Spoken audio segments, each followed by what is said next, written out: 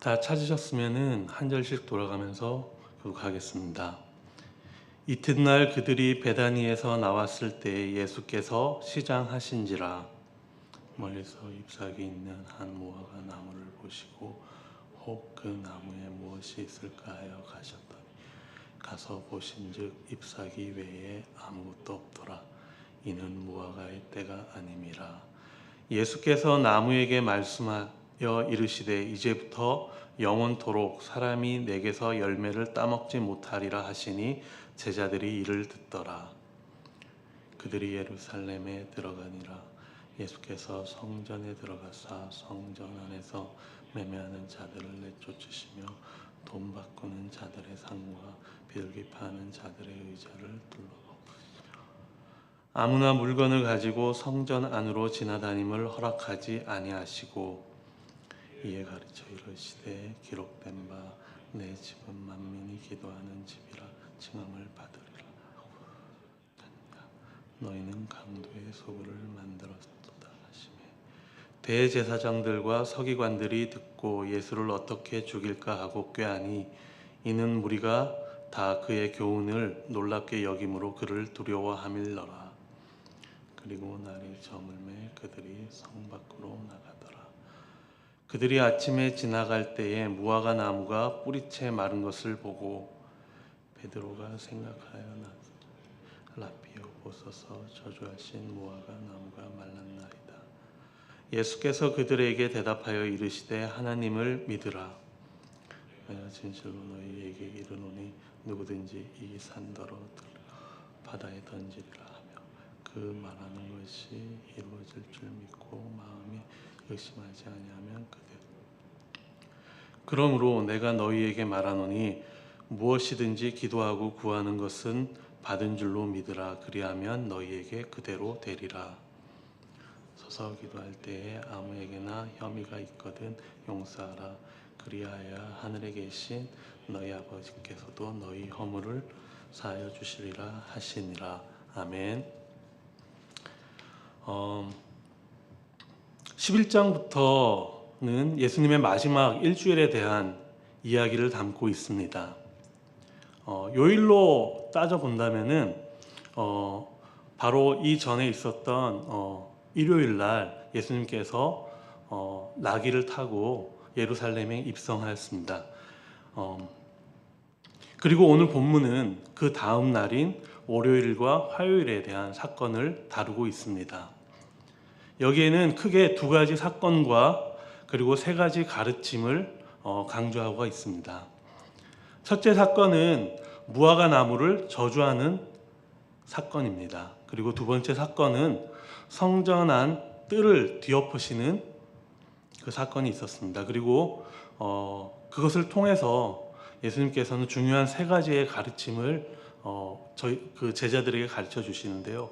그것은 믿음과 그리고 기도 그리고 용서에 대한 그 가르침이었습니다. 예수님은 새로운 성전이 되십니다. 그리고 온전한 대제사장 그리고 온전한 희생제물이 되어 주십니다. 그래서 열매를 맺지 못하는 그 화려한 헤롯 성전을 향해 사망 선고를 하게 되는데 그것을 무화과 나무를 통해서 그리고 성전 안을 뒤엎으시면서 그것을 드러내십니다. 그리고 제자들에게 믿음 그리고 기도 그리고 용서를 강조하시며 새로운 성전이 되신 예수님을 믿는 자들의 특징 그리고 그 정체성을 강조하십니다. 이렇게 새로운 성전은 오늘날의 교회는 말씀을 믿음으로 함께 기도하고 용서하는 공동체가 됨을 강조하고 계시는 것입니다. 오늘 본문을 통해 우리들이 생각하는 교회라는 공동체를 다시 한번 점검해 볼 수 있는 귀한 시간이 되기를 바랍니다. 오늘 본문은 크게 세 가지로 나눌 수가 있습니다. 첫 번째로는 무화과 나무를 저주하십니다. 그리고 성전을 뒤엎으십니다. 그리고 세 번째는 마른 무화과 나무를 통해서 믿음과 기도 그리고 용서에 대한 그 강조를 하십니다. 첫 번째 부분인 무화과 나무를 저주하시는 부분을 살펴보도록 하겠습니다. 12절부터 14절까지의 말씀입니다. 이튿날 그들이 베다니에서 나왔을 때 예수께서 시장하신지라 멀리서 잎사귀 있는 한 무화과 나무를 보시고 혹 그 나무에 무엇이 있을까 하여 가셨더니 가서 보신즉 잎사귀 외에는 아무것도 없더라. 이는 무화과의 때가 아님이라. 예수께서 나무에게 말씀하여 이르시되 이제부터 영원토록 사람이 내게서 열매를 따먹지 못하리라 하시니 제자들이 이를 듣더라 라고 말씀하고 계십니다. 우리가 잘 알다시피 무화과 나무나 또 포도나무는 이스라엘을 상징하는 나무로 알려져 있습니다. 12절에 예수님은 예루살렘에서 걸어서 한 2시간 정도 떨어져 있는 베다니 마을에서 제자들과 함께 나오십니다. 이 베다니 마을은 무화과가 많은 동네로 알려져 있었습니다. 이제 예수님과 제자들이 함께할 시간이 얼마 남지 않았다는 것을 우리가 잘 알고 있습니다. 그리고 예수님께서는 본인의 지금 배고픔을 제자들을 향한 그 가르침으로 연결하고 있음을 저희들이 확인할 수가 있습니다. 13절 말씀에 보면은 무화과 열매에 때가 아님을 아시고도 열매를 찾기 위해 무화과 나무에 가십니다.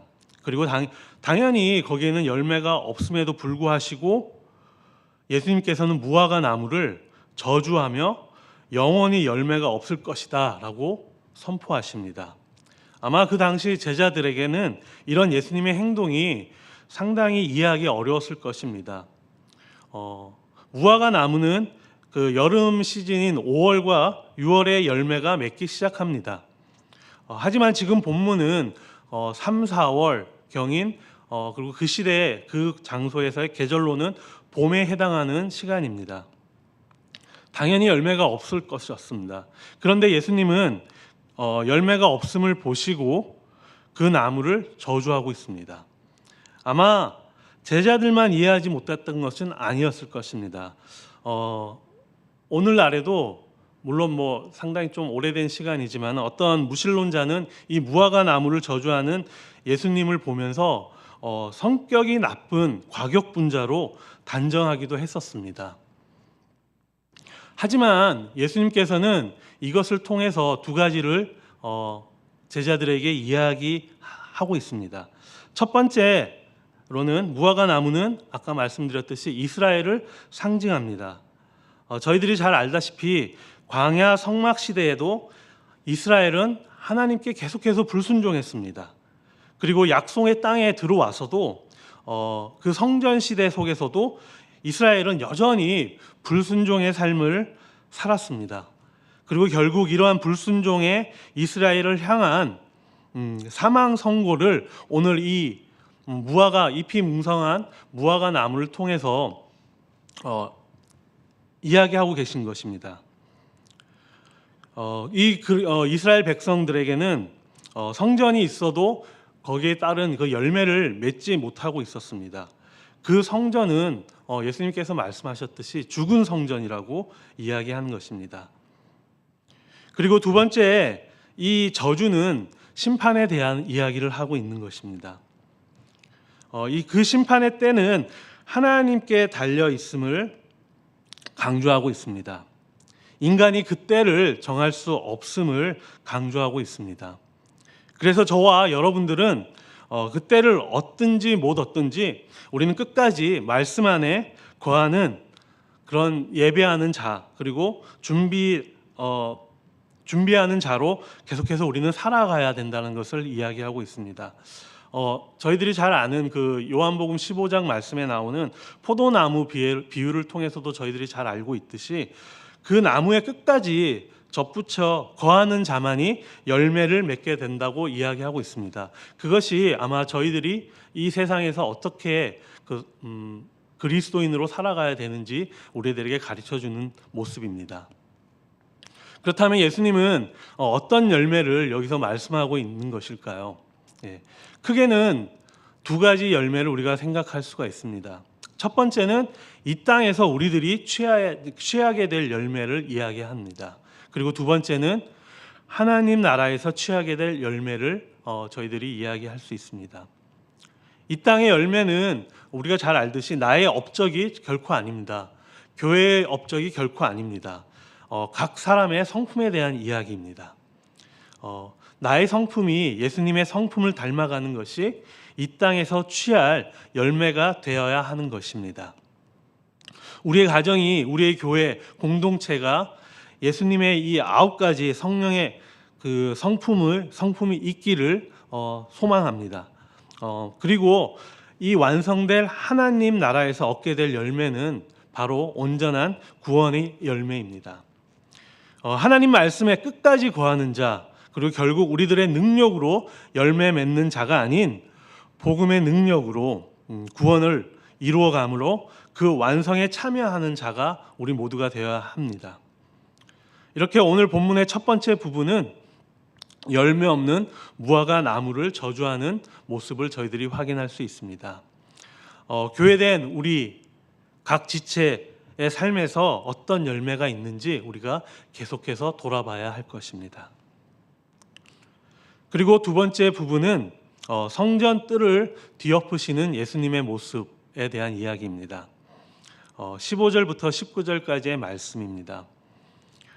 그들이 예루살렘에 들어가니라. 예수께서 성전에 들어가사 성전 안에서 매매하는 자들을 내쫓으시며 돈 바꾸는 자들의 상과 비둘기 파는 자들의 의자를 둘러 엎으시며 아무나 물건을 가지고 성전 안으로 지나다님을 허락하지 아니하시고 이에 가르쳐 이르시되 기록된 바 내 집은 만민이 기도하는 집이라 칭함을 받으리라고 하지 아니하였느냐. 너희는 강도의 소굴을 만들었도다 하시매 대제사장들과 서기관들이 듣고 예수를 어떻게 죽일까 하고 꾀하니 이는 무리가 다 그의 교훈을 놀랍게 여김으로 그를 두려워함일러라. 그리고 날이 저물매 그들이 성 밖으로 나가더라. 15절 말씀에 예수님은 성전 안으로 들어가십니다. 그곳은 성전 안 그리고 이방인의 뜰로 알려져 있는 곳이었습니다. 그리고 그곳에는 돈을 바꾸는 자들의 상과 희생제물을 판매하는 자들의 의자를 뒤엎으시는 예수님의 모습을 우리는 확인할 수 있습니다. 그 당시 유통화폐는 다양했었습니다.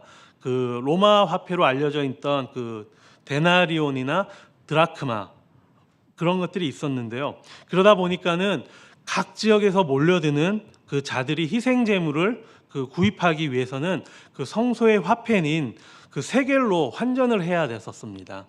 그 성전은 이렇게 대제사장들과 서기관들의 허락 아래 이런 상인들과 환전상들의 터전이 되었고 하나님의 일을 섬기는 일과는 전혀 거리가 먼 공간이 되었었습니다. 지금 예수님은 이렇게 잎사귀만 성전의 모습을 갖추고는 있지만은 그 잎사귀만 무성한 그 뜰 안에 있는 장사의 공간을 뒤엎으시는 것입니다. 이것으로 인해 큰 소란이 있었을 것이고 그 대명절인 그 유월절날 모든 성전의 제사가 잠시 이렇게 멈춰졌을지도 모릅니다. 그리고 중요한 것은 예수님께서 이사야서에 나오는 그 말씀과 예레미야에 나오는 말씀을 인용하시면서 내 집은 만민이 기도하는 집이라고 말씀하시고 그리고 너희가 이 성전을 강도의 소굴로 만들었다라고 말씀하십니다.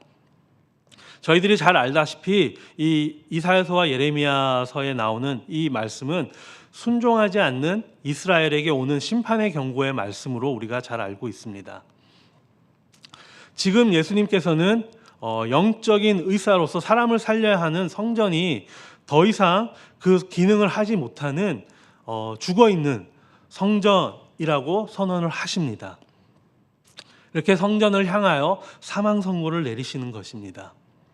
그리고 이 일로 인하여 대제사장들과 서기관들은 예수님을 어떻게 죽일까 서로 꾀하게 되고 의논하게 됩니다.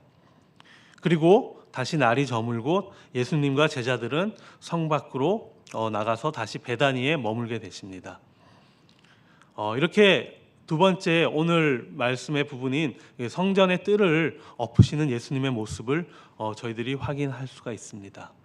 그리고 세 번째 부분은 이 돌아가는 길에 무화과 나무의 죽음을 통해서 예수님께서 믿음과 그리고 기도 그리고 용서에 대한 가르침을 제자들에게 하는 부분이 나옵니다. 20절부터 26절까지의 말씀입니다. 예수님께서는 성전을 향한 사망 선고를 내리신 후에 좀 어떻게 보면은 맥락이 맞지 않는 그런 믿음과 그리고 기도와 용서에 대한 가르침을 제자들에게 하고 있습니다. 이것은 예수님을 통해 새롭게 시작될 그 새로운 성전 그리고 교회의 그리고 공동체의 정체성에 대한 이야기라고 우리가 이해할 수가 있습니다. 먼저 20절 말씀을 보면은 또 다른 아침이 시작되었다고 이야기하고 있습니다. 시간상으로 보면은 이것은 화요일 아침입니다. 제자들이 아침에 일어나 보니 어제 예수님께서 저주하신 그 무화과 나무가 그 잎이 말라 죽어 있는 것을 확인하게 됩니다. 아마 어제까지만 해도 열매는 없었더라도 무화과 잎이 되게 무성했습니다. 만약에 예수님께서 그 성전에 입성하기 전에 그 무화과 나무에 대한 그 설명이 없었다면은 아마 이 죽어 있는 무화과 나무를 많은 그 제자들이 그냥 지나갔을 수도 있을 것입니다. 하지만은 여기서 베드로가 그 일을 보고 예수님께 이야기합니다. 헤롯 대왕이 유대 사람들에게 상당히 정치적으로 지지를 받기 위해서 로마 건물 양식으로 아주 웅장하게 지은 성전은 예수님께서 잎만 무성한 나무라고 이야기를 하셨습니다. 더 이상 그곳의 제사는 하나님이 받지 않으셨습니다. 그래서 예수님께서는 새롭게 시작될 그 성전의 중요한 세 가지 가치에 대해서 22절 말씀부터 말씀하시는 것입니다. 첫 번째로 말씀하시는 것은 하나님을 믿어야 한다라고 이야기하십니다. 예수님은 하나님을 믿으라고 명령하십니다. 그리고 갑자기 23절 말씀에 보면은 이 산더러 들리어 바다에 던지리라 하며 그 말하는 것이 이루어질 것을 믿으라고 말씀하십니다. 여기서 말하는 이 산은 바로 시온산에 세워진 이 성전을 말하는 것입니다. 그리고 성전을 향한 이 말씀은 성전을 향한 멸망을 말씀하고 계시는 것입니다. 사망 선고를 믿으라 말씀하시는 것입니다. 바로 이스라엘 백성에게 있어서 성전이 무너진다는 것은 정말 상상할 수도 없는 일이었습니다. 하지만 예수님은 그 웅장하고 화려한 그 헤롯 성전이 이미 죽었다라고 선포하셨습니다. 그리고 제자들에게 그것을 믿으라고 가르치고 있습니다. 그리고 이어서 예수님은 그 말을 믿고 의심하지 않으면 그대로 되리라고 말씀하십니다. 이것은 앞으로 예수님을 통해 새롭게 시작될 성전, 하나님의 나라를 끝까지 믿고 의심하지 않으면은 우리가 비록 삶 가운데 고난, 죽음 그런 과정이 있을지라도 반드시 부활로 이어지게 될 것을 암시하고 있는 말씀이십니다. 그리고 이 믿음에 이어 다시 강조하는 것이 기도하라고 말씀하십니다. 기도는 믿음에 따라오는 행동입니다. 그리고 예수님은 오늘 본문에 성전은 만민이 기도하는 집이라고 말씀하셨습니다. 이 만민은 이방인을 이야기하는 것입니다. 이제 예수님은 이스라엘만의 하나님이 아니십니다.